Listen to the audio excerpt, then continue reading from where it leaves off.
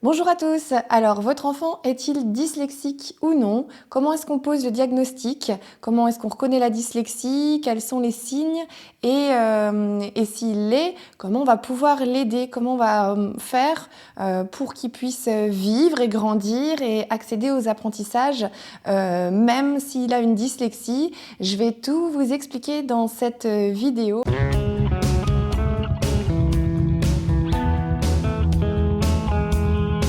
Alors la dyslexie, c'est un trouble durable de la lecture. C'est-à-dire que c'est un enfant qui va avoir des troubles pour lire, pour développer sa lecture et qui va toujours être en difficulté par rapport à tout ce qui concerne l'écrit. En fait, ça se manifeste de différentes façons et ça peut se repérer à différents âges selon le degré de la dyslexie.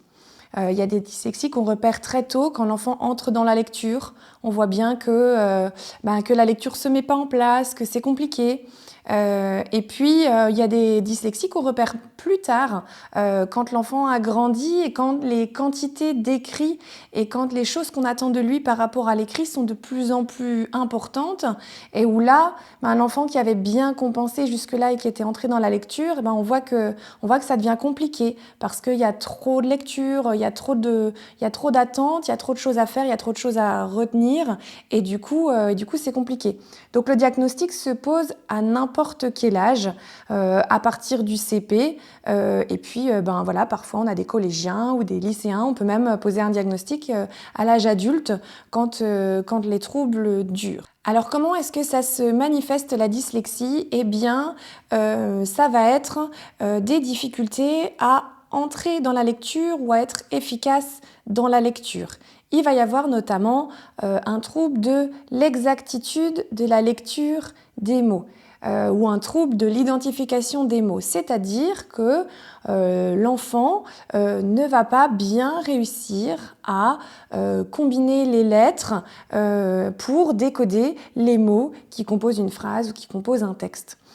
Il va commettre différents types d'erreurs. En fait, il y a plein de types d'erreurs différents. Je vais vous en détailler quelques-uns ici, mais après, ça peut vraiment avoir des manifestations différentes. Mais les types d'erreurs qu'on retrouve le plus souvent, ça va être des confusions de lettres. Il va y avoir des confusions qu'on appelle auditives. Par exemple, l'enfant va confondre les sons qui sont proches, comme le son f et le son v.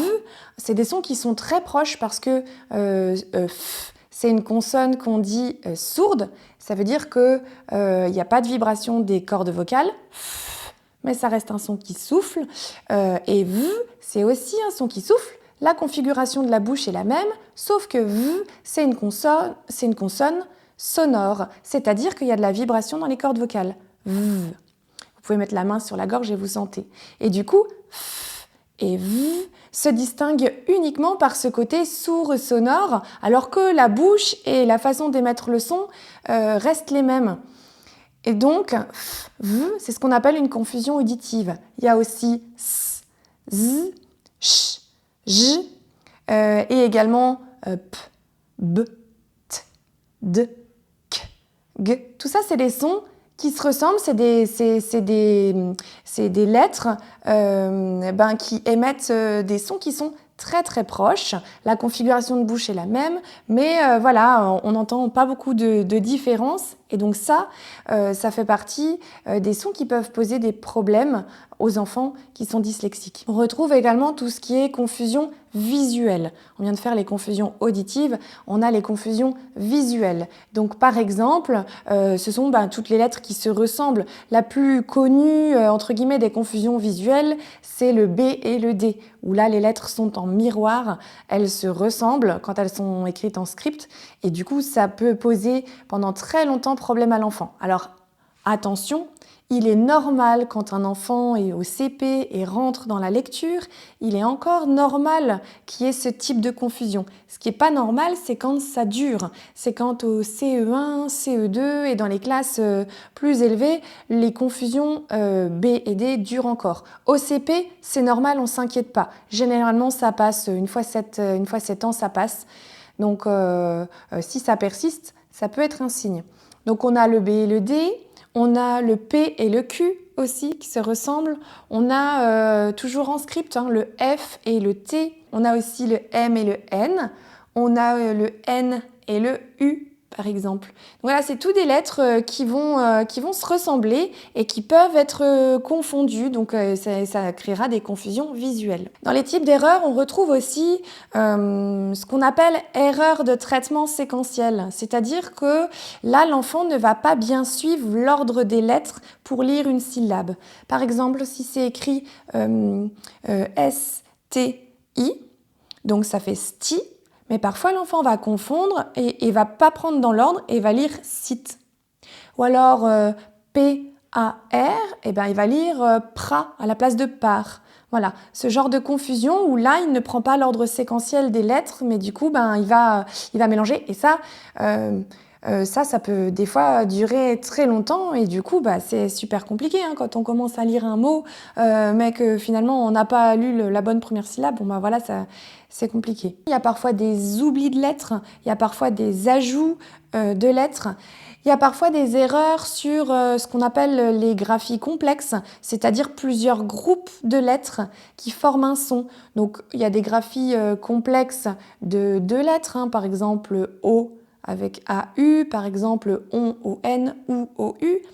Mais il y a des graphies complexes qui sont encore plus compliquées, notamment tout ce qui est ouin, aïe, œil, ouille, yin. Voilà, tous ces groupes de lettres-là, ça peut gêner l'enfant et des fois, ça les gêne pendant très longtemps.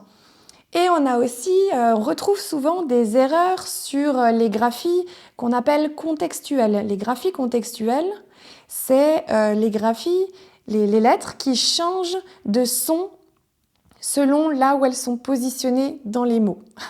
Le français, c'est compliqué en fait quand on le décompose.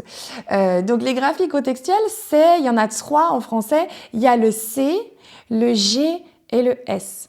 Le C qui peut faire S dans citron, mais qui peut faire K dans camion. Donc voilà, le C, il change de son, il ne fait pas toujours le même son. On a le G aussi, le G qui fait J dans girafe, mais qui fait G dans gâteau. Et puis le S qui va faire S dans sapin, mais qui va faire Z dans rose. Et voilà, du coup, en fait, ces 3 lettres-là, elles posent pendant très longtemps. Alors déjà, elles peuvent poser problème à un enfant qui n'a pas de dyslexie, mais pour un enfant qui a une dyslexie, ça dure parfois très longtemps, ça peut le gêner très longtemps. Et dans les types d'erreurs, on retrouve aussi des confusions de mots proches, c'est-à-dire c'est des mots qui se ressemblent visuellement et que l'enfant va confondre. Manteau à la place de marteau. Voilà, ce genre d'erreur, mais ça peut vraiment toucher beaucoup de mots différents. Et voilà, du coup, quand on cumule toutes ces erreurs-là, on s'imagine bien que c'est extrêmement compliqué d'accéder à la lecture pour un enfant qui a une dyslexie. Déjà, ces difficultés-là pour un enfant qui n'a pas de problème, il faut les acquérir, toutes ces règles-là, ces correspondances entre les lettres et les sons. Et il faut acquérir tout ça et l'automatisation de tout ça pour avoir une lecture fluide. Donc déjà, pour un enfant qui n'a pas de problème, c'est déjà un petit peu lourd parce que le français est compliqué. Mais alors pour un enfant qui est dyslexique, ça peut vite prendre des proportions énormes et ça peut vite être très compliqué à gérer. Donc il y a ces types d'erreurs-là et ce qu'on retrouve fréquemment associé, mais qui est lié du coup dans la dyslexie, c'est une grande lenteur de lecture. Mais c'est normal parce que en fait, les lettres ne sont pas automatisées, la lecture des syllabes, la lecture des mots et donc la lecture des phrases, forcément, du coup, on retrouve une très très grande lenteur, un enfant qui met beaucoup de temps à lire, un enfant qui a besoin de relire plusieurs fois et pour qui, du coup, c'est super compliqué juste de lire une consigne, par exemple, et de comprendre ce qu'on attend de lui, c'est super compliqué. Alors que si on lui lit la consigne à l'oral, là, il n'y a pas de souci, en fait. Il va comprendre direct et il va pouvoir faire son exercice. Mais quand il doit lire la consigne, du coup, il va mettre tous ses efforts là pour lire. et il va pas forcément comprendre et ça va être compliqué pour lui parce qu'il va faire des erreurs et qu'il va être lent et du coup, il va devoir s'y reprendre plusieurs fois pour lire et pour comprendre. Et qu'en plus, je parle de consignes, voilà, ça peut être des consignes, ça peut être des phrases, des textes, ça peut être n'importe quoi. Mais du coup, voilà, c'est compliqué. Ce sont des enfants qui, en général, surtout au départ, après tout dépend de la façon dont ça évolue, ce sont des enfants qui, généralement, n'aiment pas lire, pour qui c'est compliqué, pour qui, du coup, l'école devient compliquée, puisque plus ils vont grandir, plus ils grandissent, et plus on attend d'eux, justement, qu'ils lisent et qu'ils comprennent et que ce soit efficace. Et plus on leur donne des quantités de lecture impressionnantes, et du coup, ce sont des enfants qui sont parfois en souffrance par rapport à ça. Et on retrouve aussi généralement une souffrance par rapport aux devoirs, parce que ils ont déjà tiré leur journée. Alors, ils ont déjà fait beaucoup plus d'efforts que les enfants qui n'ont pas de dyslexie. Ils ont déjà fait beaucoup plus d'efforts pour lire, pour comprendre, voilà, pour tenir le rythme de leur journée d'école. Et le soir, allez hop, on en remet une couche, c'est compliqué, ça les remet en difficulté, ça leur demande beaucoup plus d'énergie qu'un enfant qui n'a pas de dyslexie. Et donc, des fois, on retrouve des familles qui disent « mais les devoirs, c'est une horreur, c'est compliqué, on s'arrache les cheveux, on se dispute. » Et voilà, alors que l'enfant, c'est pas de sa faute. L'enfant, c'est pas de sa faute, il a tiré sa journée, ça a déjà été très compliqué et on lui en redemande encore. Et parfois, c'est pendant les devoirs que ça craque et que ça devient conflictuel.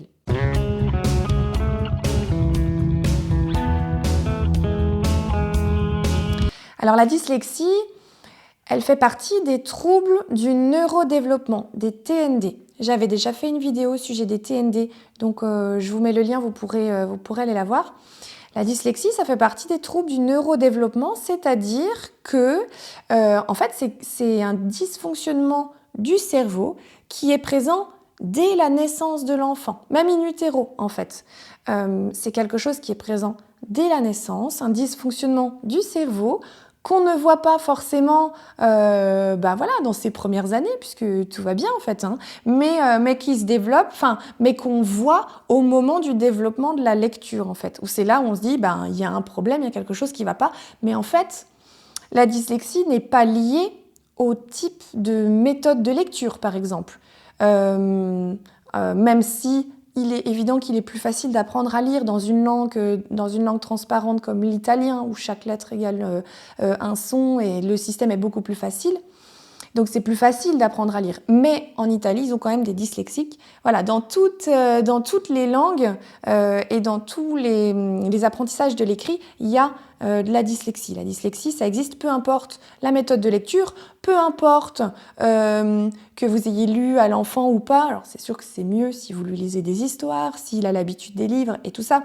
Mais je veux dire, la dyslexie, c'est pas lié à ça. C'est vraiment un dysfonctionnement au niveau du cerveau qui empêche l'enfant d'accéder au décodage correctement et qui a des répercussions sur sa compréhension. Et donc, comme c'est un trouble du neurodéveloppement et que c'est présent dès la naissance, eh bien, c'est aussi quelque chose qui dure toute la vie.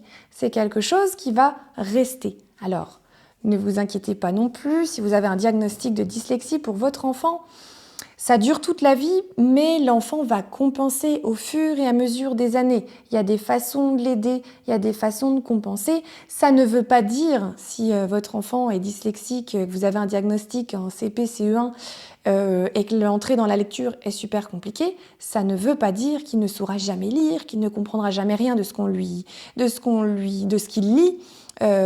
Vraiment, il va compenser au fur et à mesure des années. Et en général, les enfants qui grandissent, ados, adultes, finissent par bien entrer dans la lecture et avoir une bonne lecture. Seulement, ce qui reste, ce qui persiste généralement jusqu'à l'âge adulte, mais tout dépend des gens, mais ce qui persiste généralement, c'est une légère lenteur. Souvent, il y a une lecture qui est un petit peu plus lente. Des fois, il y a un besoin de relire 2 fois la phrase pour être sûr d'avoir bien compris, ou 2 fois le texte. Mais voilà, en général, même si ça peut être compliqué dans les premières années, en général, l'enfant finit par acquérir la lecture et pourra avoir une vie tout à fait normale, entre guillemets.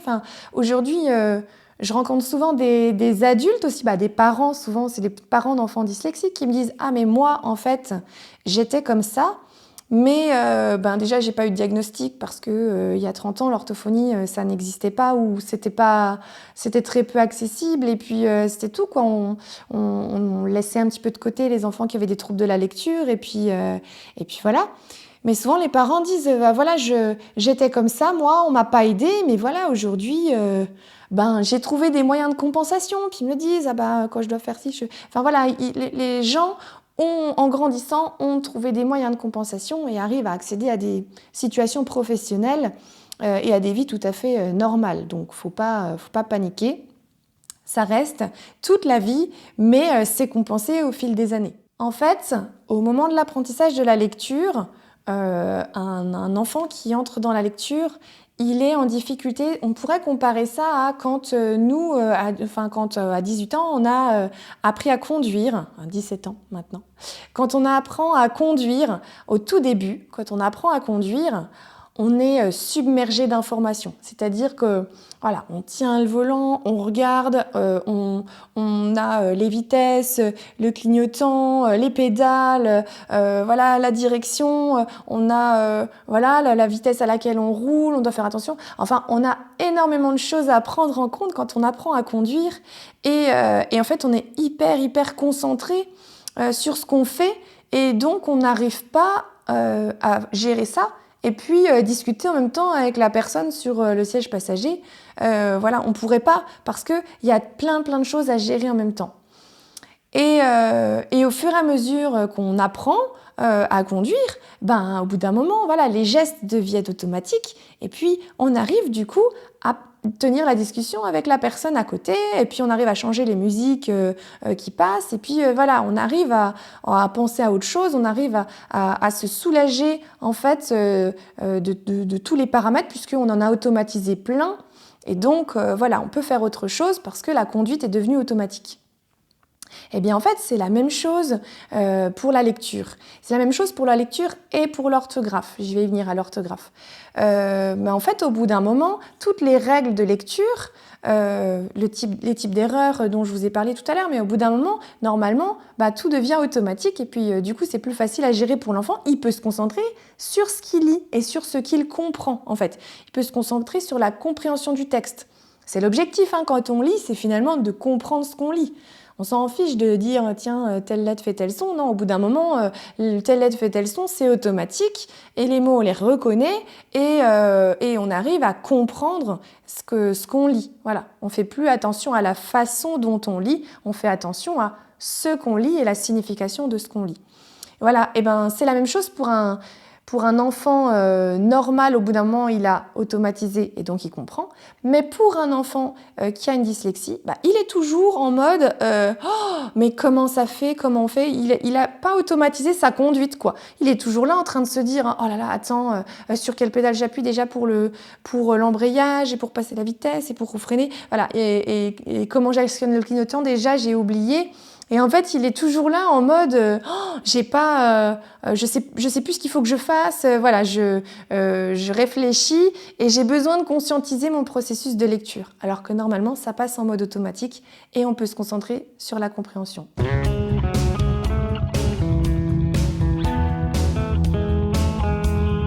La dyslexie, elle est très souvent associée à la dysorthographie. C'est un trouble de l'orthographe. C'est l'orthographe qui ne s'automatise pas. On retrouve parfois le même type d'erreurs qu'en lecture, des confusions visuelles, des confusions auditives, des erreurs de traitement séquentiel, des confusions de mots, des ajouts ou des omissions de sons. En orthographe, on a des erreurs qui sont phonétiques, celles que je viens de décrire. On a des erreurs, on peut retrouver des erreurs lexicales, c'est-à-dire que là, l'enfant va avoir du mal à retrouver l'orthographe d'un mot. Il va plus savoir, oui, parce que le français, c'est compliqué, c'est compliqué, voilà, il y a des mots, j'en sais rien, il y a des mots, les terminaisons des mots sont toutes différentes, des fois il faut un E en terminaison, des fois il faut un T, des fois il faut un S, et puis des fois, j'en sais rien, haricot par exemple, ça commence par un H, il faut le savoir, sirop, ça termine par un P, il faut le savoir, Voilà, estomac, ça termine par un C, il faut le savoir. Monsieur, ça s'écrit pas du tout monsieur, ça s'écrit monsieur.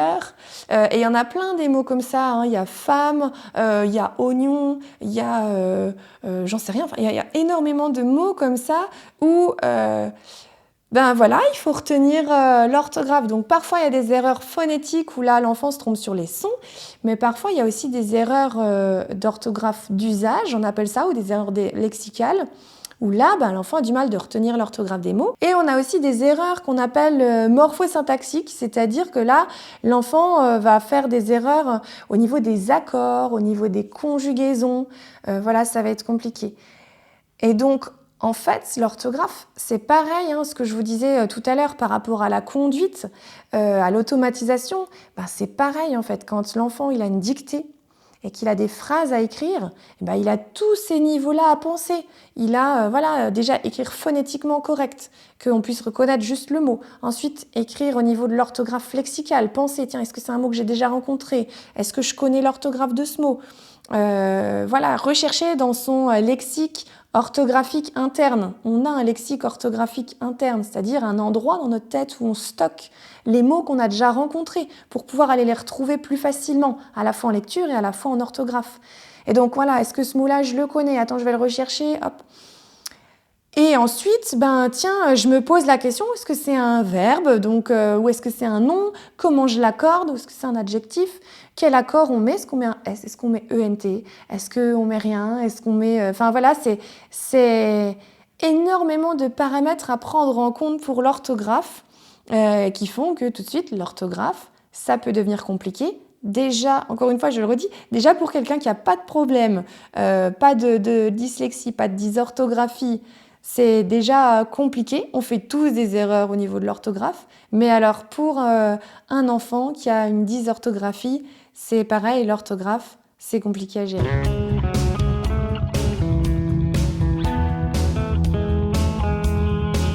Alors, comment on pose le diagnostic de dyslexie, dysorthographie? Eh bien, c'est un ou une orthophoniste qui va poser ce diagnostic. Alors, on va dire une, c'est 95% de femmes, les orthophonistes.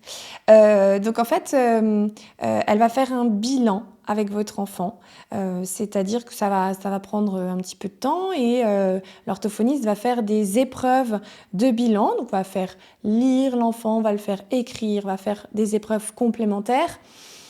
Et les résultats de ces tests, vont être comparés aux résultats d'enfants du même âge. On a des tests, c'est des tests qu'on appelle étalonnés. Et du coup, quand l'enfant obtient tel score à telle épreuve, c'est comparé à les scores obtenus pour des enfants du même âge ou de la même classe. Donc, mettons que l'enfant soit en CE1, et bien voilà, nous, on compare les résultats d'un enfant de CE1. Et donc, ce qu'on va regarder, c'est où se situe l'enfant, justement, par rapport à la moyenne. Est-ce qu'il est dans la moyenne des enfants de son âge? Donc, dans ce cas-là, pas de souci. Est-ce qu'il est au-dessus de la moyenne? Dans ce cas-là, parfait. En général, de toute façon, ces enfants qui sont au-dessus de la moyenne ne sont pas en orthophonie, ne se retrouvent pas en bilan orthophonique. Est-ce que les scores sont inférieurs à la moyenne? Dans ce cas-là, il est en difficulté par rapport à l'écrit. Ou est-ce que les scores sont très inférieurs à la moyenne? Et dans ce cas-là, c'est des scores qu'on appelle pathologiques. Et donc, c'est là qu'on peut poser un diagnostic de dyslexie et de dysorthographie. Il faut que ce soit des scores qui sont pathologiques, c'est-à-dire vraiment très inférieurs à la moyenne, pas juste faibles. Quand c'est juste faible, voilà, c'est un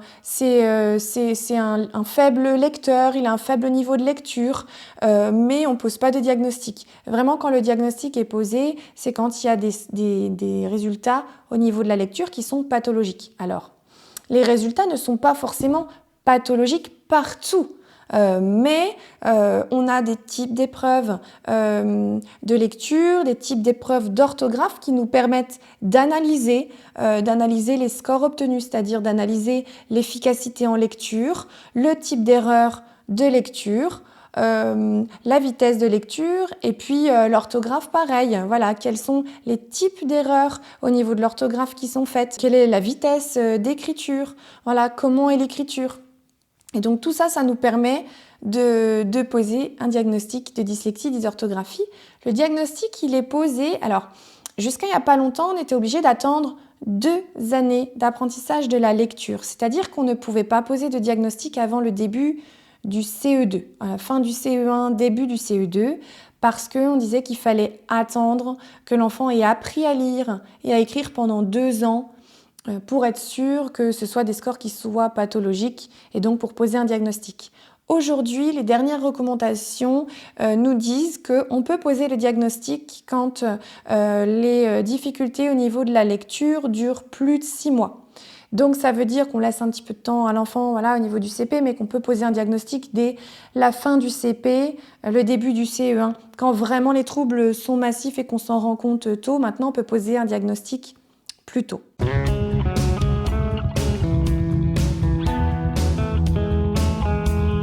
Alors comment on aide un enfant qui a une dyslexie, une dysorthographie? Qu'est-ce qu'on peut faire pour l'aider? Eh bien, on va pouvoir agir sur plusieurs paramètres. Le premier, c'est que l'orthophoniste qui pose le bilan va proposer un suivi, une prise en soin orthophonique.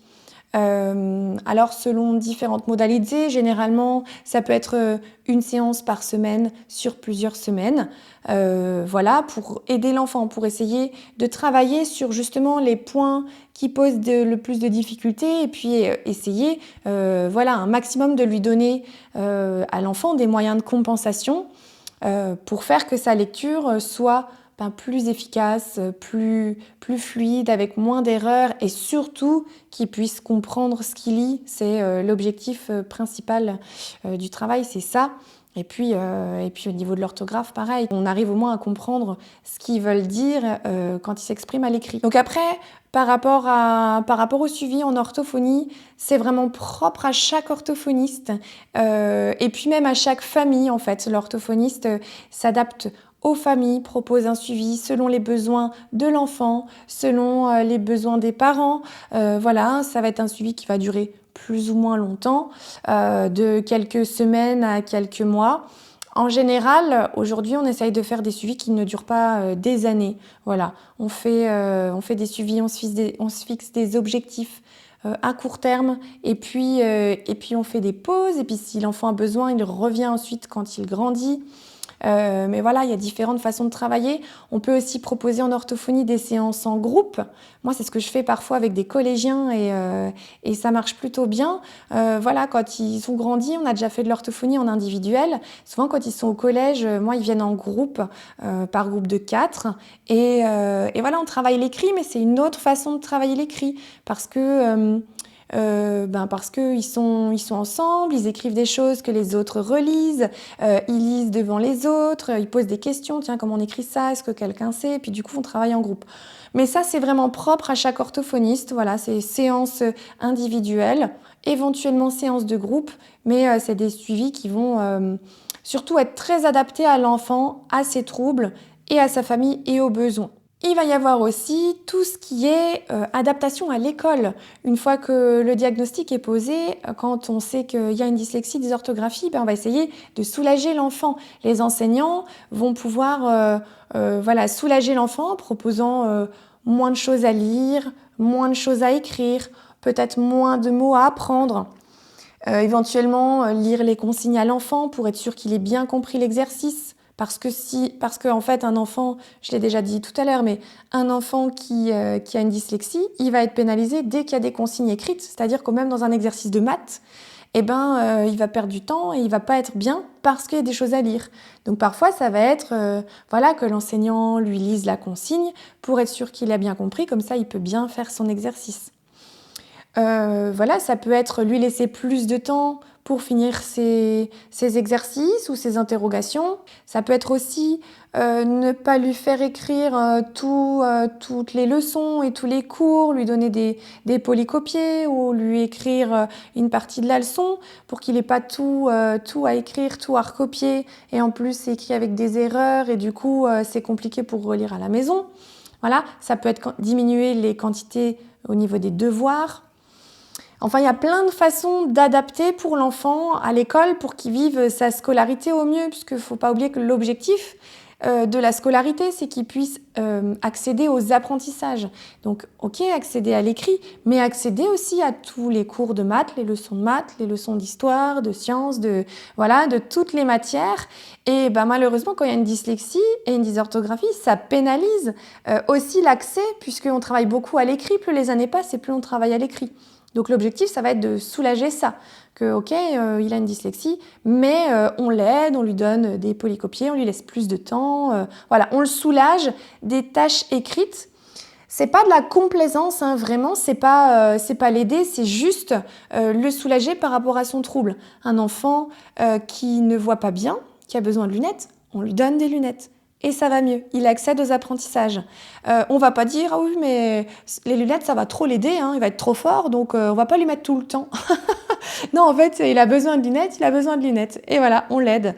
On lui laisse ses lunettes. Et ben un enfant qui est dyslexique, c'est pareil. Je veux dire, c'est pas parce que il a trop d'adaptation, donc faut pas trop l'aider non plus. Ben non, en fait, faut juste le soulager parce qu'il a un trouble qui fait qu'il n'accède pas normalement à la lecture et à l'orthographe, donc on va l'aider. Après, quand l'enfant grandit au collège, au lycée, on va laisser plus de temps aux examens.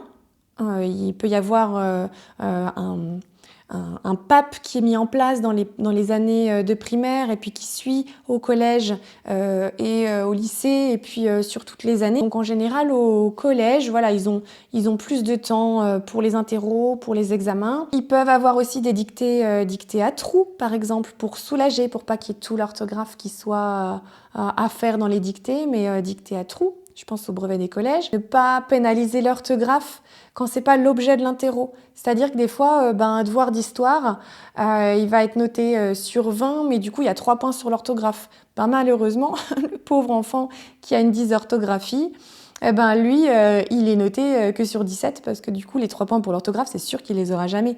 Voilà, donc essayez de pas pénaliser l'orthographe quand c'est pas l'objet de l'interrogation, quand il y a une dyslexie, quand il y a une dysorthographie. Proposez aussi les livres en livre audio.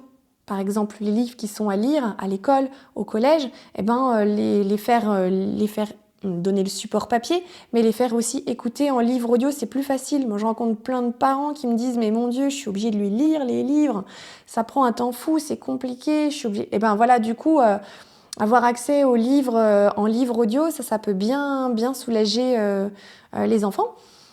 C'est bien aussi les livres audio parce que, en fait, il faut savoir que la lecture, ça amène énormément de choses au niveau du langage, au niveau des formulations. Déjà, la plupart des livres qu'on lit, ils sont au passé simple et à l'imparfait.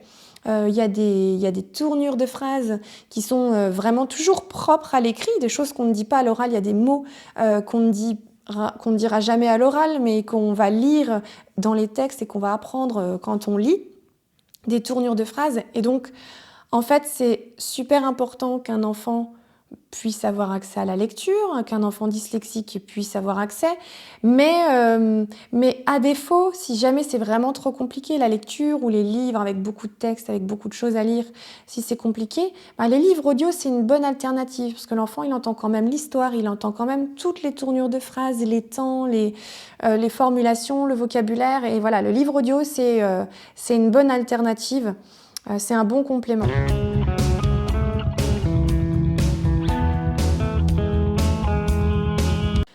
Voilà, ce qu'il faut se dire en fait, c'est que ça dure toute la vie, mais que l'enfant va compenser au fur et à mesure des années, au fur et à mesure des aides qu'il va avoir, des accompagnements qu'il va avoir aussi, il va compenser.